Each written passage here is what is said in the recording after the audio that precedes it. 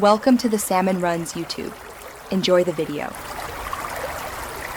You start with the image and the console ready. Pick a wallpaper sized for your display.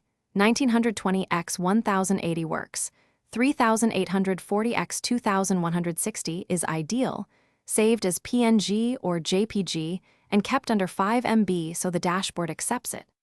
Once done, copy the file to a USB drive formatted as XFAT or NTFS and plug it into the front port. Make sure your Xbox is signed in to your account.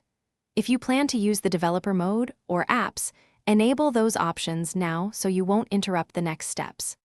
Now you move the image onto the Xbox and apply it.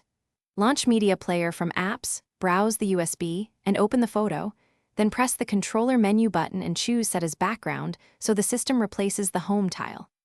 Alternatively, use the Xbox mobile app to connect to your console.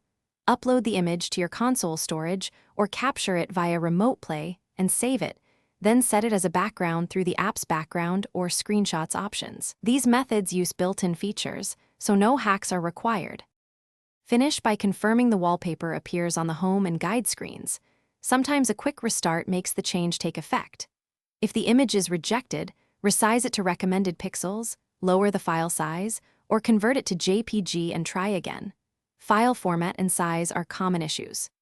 If the wallpaper still won't apply, clear the console cache by holding the power button for 10 seconds, then power back on, and reinstall Media Player or update the console. That usually resolves any lingering software problems. Thanks for watching.